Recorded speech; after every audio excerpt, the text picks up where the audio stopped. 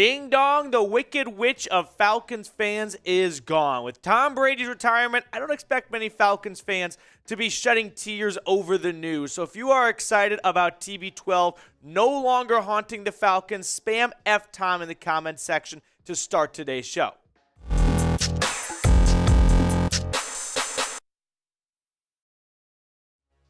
What's going on, everyone? Welcome into Falcons Today by Chat Sports. I am your host, Matthew Peterson. And on today's show, we're going to talk about 10 defensive free agent targets for the new DC, Ryan Nielsen. He's going to want to get some of his own life and blood into the Falcons defense. So we'll take a look at 10 guys who make some sense for Nielsen in Atlanta to target in free agency. Let's start it off with looking at probably the biggest free agent name out there, and that is Washington Commanders defensive tackle Daron Payne. The former first-round pick out of Alabama was superb in 2022, posting 18 tackles for loss and 11.5 sacks.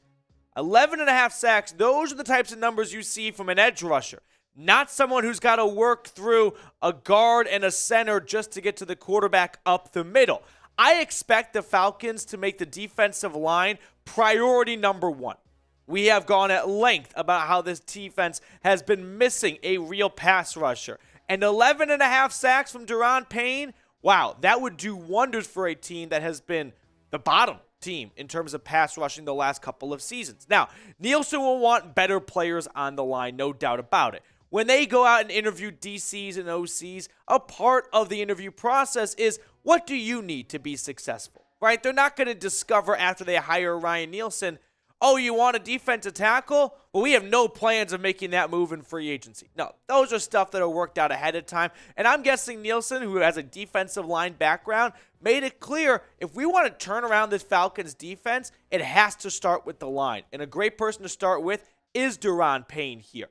Now, if you're looking for more votes of confidence for Nielsen, how about his own players, Cameron Jordan, who tweeted out Ryan to DC job was inevitable, top-tier defensive line coach in terms of developing pass rush and emphasizing technique on run and gap. Wish him the semi-best, of course, as he willingly went to the I'm not going to read that part. Happy-ish for him. Now, another defensive tackle who could be on the move is Javon Hargrave. Keep a close eye on him next Sunday in the Super Bowl, as the Philadelphia Eagles interior defensive lineman also had a great season like Daron Payne. He put up 60 tackles, 10 tackles for loss, 11 sacks, and even got his hands up for 2 pass breakups. He's going to be a bit cheaper than Daron Payne, in my opinion, because he's a bit older, right? He's 29, Payne's 25. I think you could knock off $2 to $3 million. If Payne gets 19, Hargrave gets 16 to 17-ish million. I think you got to pair an elite defensive tackle with Grady Jarrett. Grady Jarrett has been the only consistent thing on this Falcons defensive line for the last 3 or 4 years, really since he entered the league. So getting him a Daron Payne or Javon Hargrave, and those two, 1-2 punch on the inside, that would be fantastic for the Falcons pass rush here. Okay, now I prefer Daron Payne over Javon Hargrave because of the age factor. The Falcons aren't looking for a short win-now window. They're looking to find guys long-term, guys that can maybe even get second contracts from Atlanta.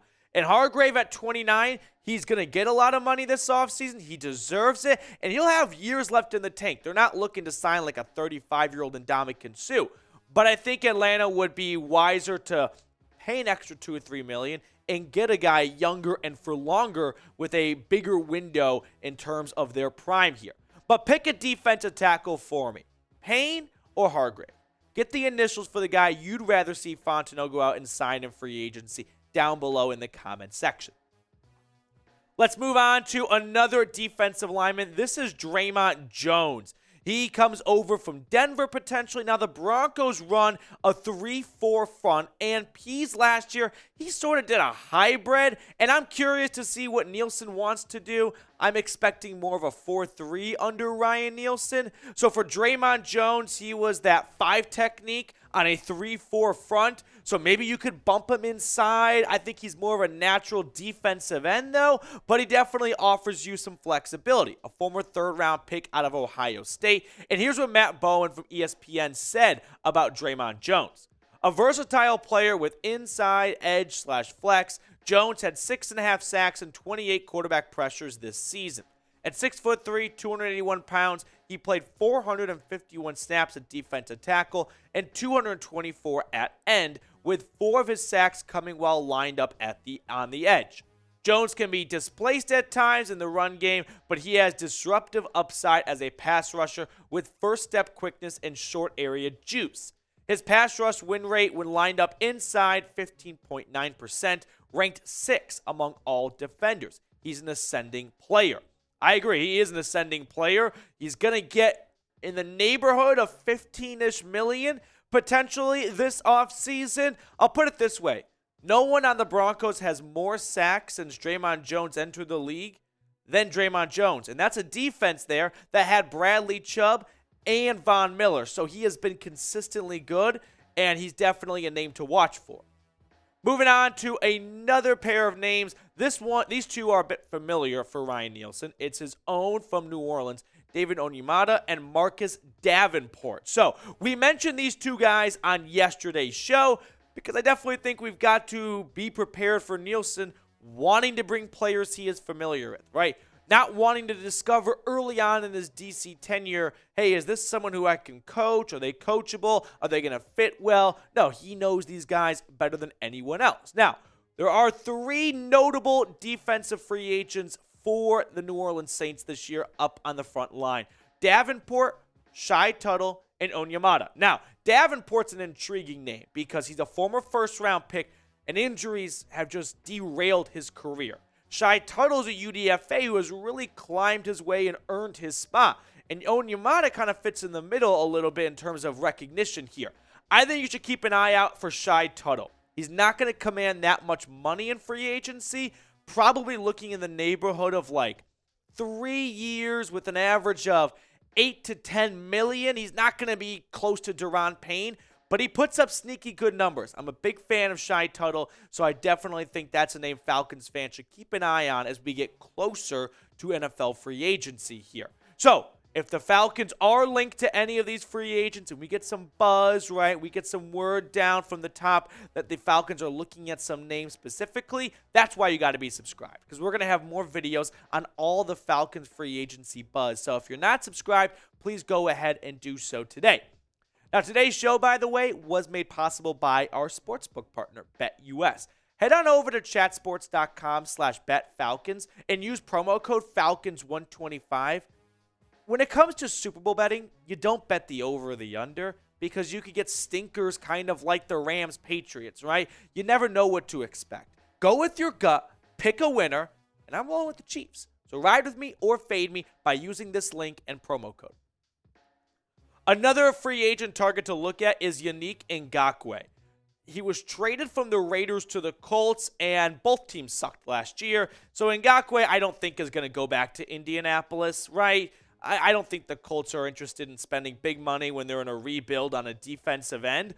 But he has been rock solid consistent the last 4 seasons. 8 sacks, 10 sacks, 9.5 sacks. So Ngakoue could be a fun name to keep an eye on because under 30 years old, Atlanta desperately needs pass rushers, and this right here is a proven commodity. We're moving on to a former Saints player that Nielsen knows, and that's Chauncey Gardner-Johnson, right? C.J. Gardner-Johnson. The safety cornerback flex right there, a bit of a hybrid, which Atlanta does like because it gives you some versatility. I think the only thing that's an absolute fact for the Atlanta Falcons secondary moving forward is A.J. Terrell is your CB1. But tell me C.J. Gardner-Johnson, A.J. Terrell, and Hawkins or Grant, Hayward, like that'd be a pretty good duo and trio right there, and plus for the Falcons secondary here. Now, like I mentioned, he has ties to Nielsen at New Orleans. So we're going to go full Always Sunny in Philadelphia mode and start connecting dots, right? Just like Charlie did. So we got to look at the Wikipedias and go, oh, they overlapped? Well, there could be some ties that go back.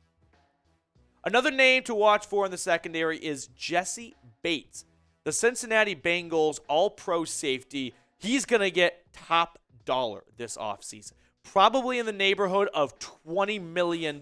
So let's look at the comparison between Chauncey Gardner-Johnson and Jesse Bates in 2022.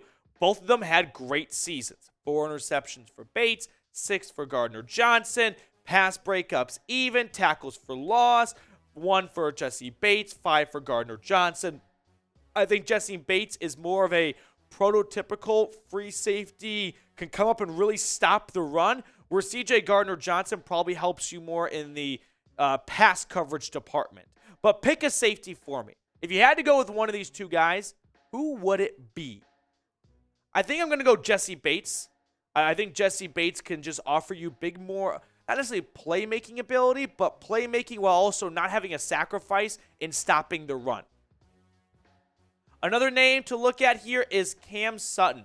Now, he's a bit of an older cat coming from the Pittsburgh Steelers. He got drafted by the Steel City back in April 2017. So he has been there for a while. He started off as more of a rotational off-the-bench corner, but he has grown into a starter, and he's probably got one more good-sized contract left in him.